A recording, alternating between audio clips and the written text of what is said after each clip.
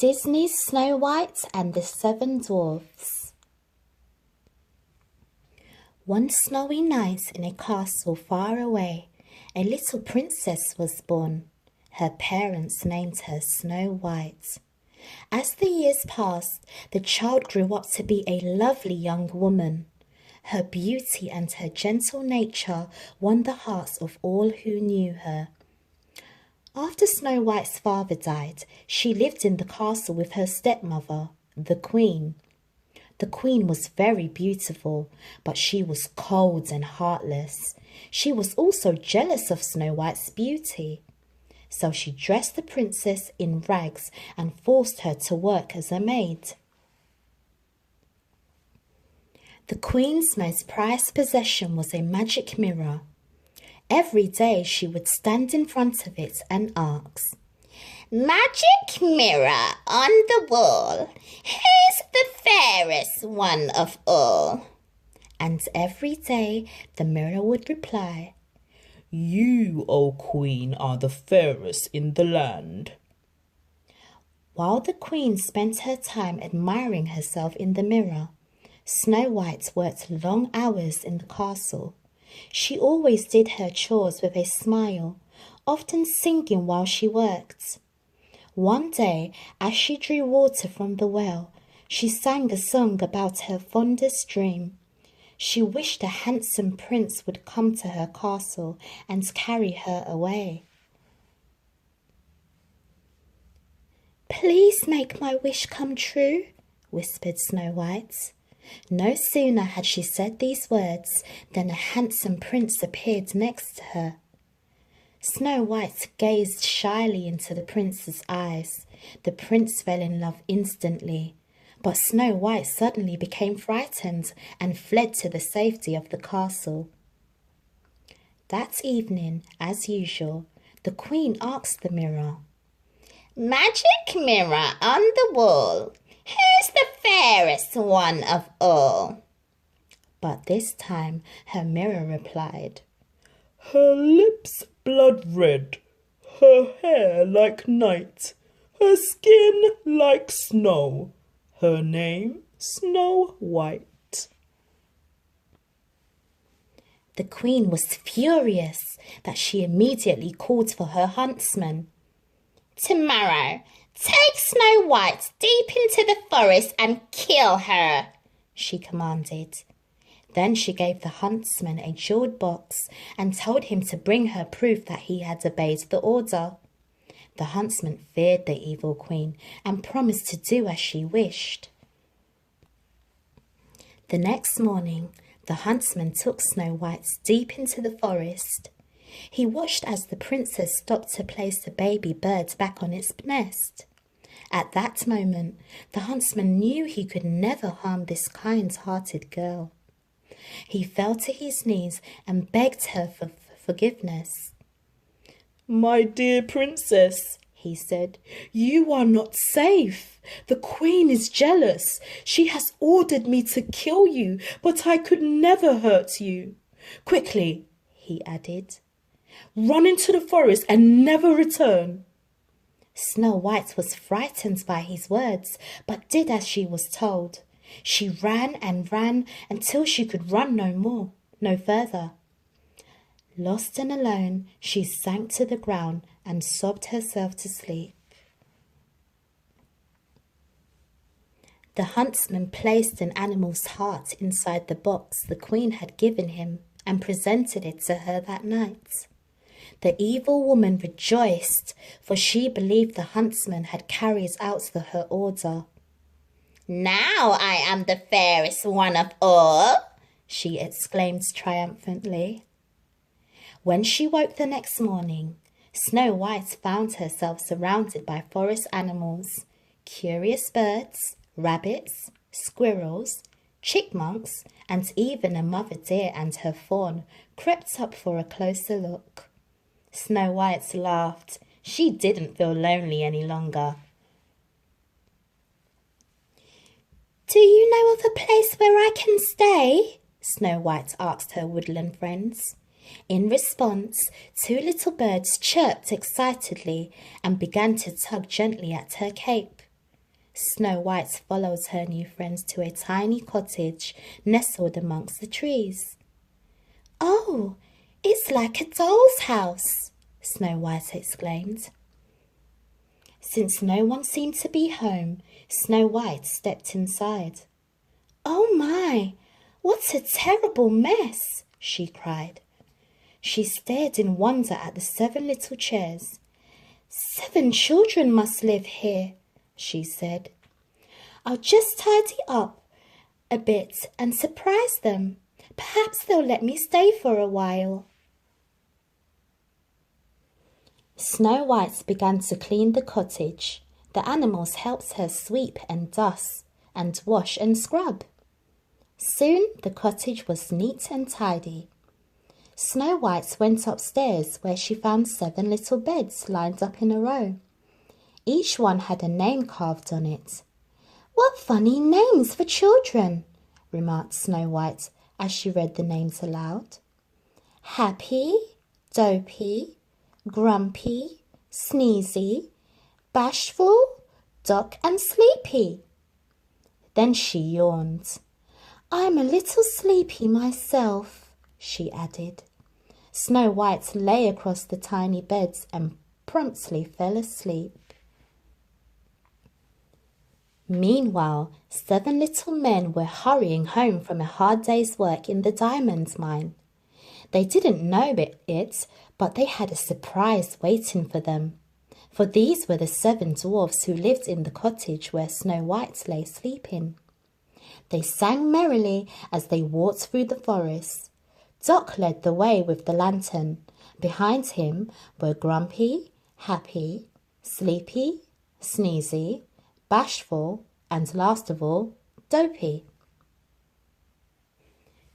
As they neared the house, the dwarfs noticed that something was different.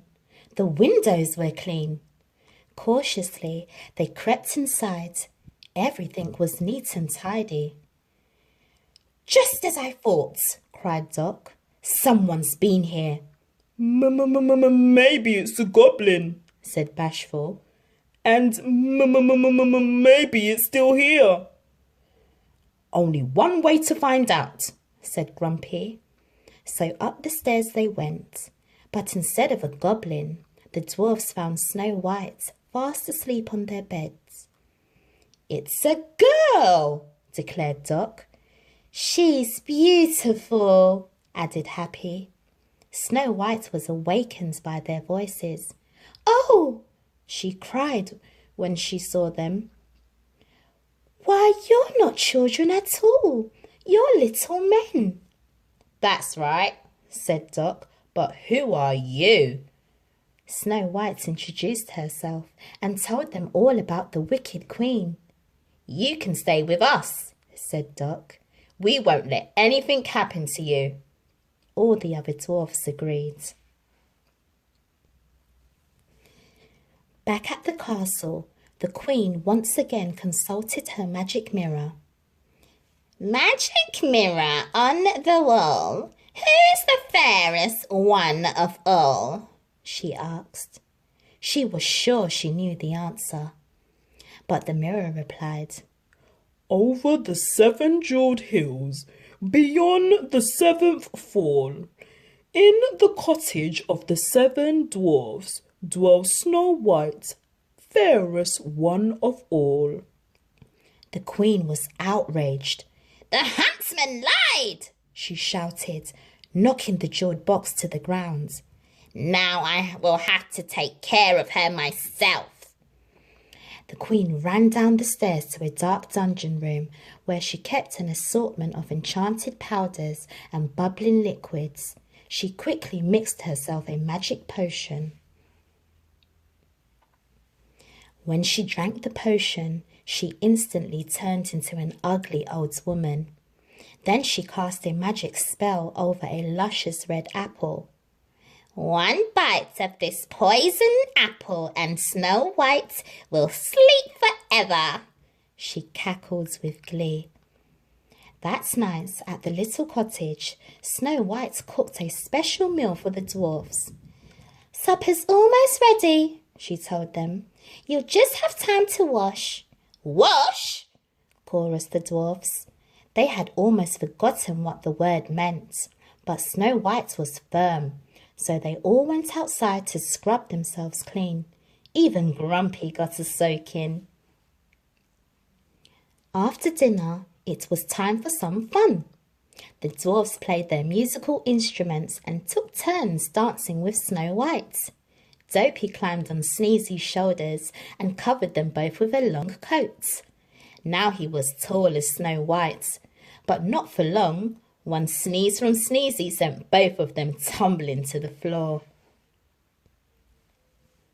Before they set off for work, the next morning, Snow White gave each of them a goodbye kiss. "Beware of strangers," warned Doc.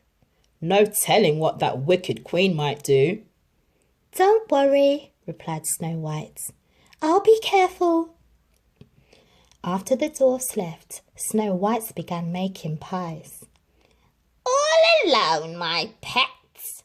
she heard someone ask. Snow White turned and saw an old woman at the window. "How would you like to taste one of my nice apples? They're wishing apples, you know," the old woman said. "They do look good," replied Snow White. The animals recognized the queen at once, but Snow White didn't. Snow White took the apple and made a wish. As soon as she bit into the apple, she fell to the floor. "Only love's first kiss could wake the sleeping princess," cackled the queen. "Now, my pretty princess, you will sleep forever." The animals hurried to the mine. They tugged at the dwarfs' clothing until the men understood that something was terribly wrong. The dwarfs jumped onto the deer and headed for the cottage. On their way, they spotted the old woman and recognized the queen in her disguise. "Follow her!" Grumpy shouted. So they chased her all the way up a steep cliff. The queen reached the top of the cliff and was trapped on a narrow ledge. She was about to push a huge boulder onto the dwarfs when a bolt of lightning struck the ledge. With a horrible scream, she fell to the jagged rocks below. The wicked queen was gone forever.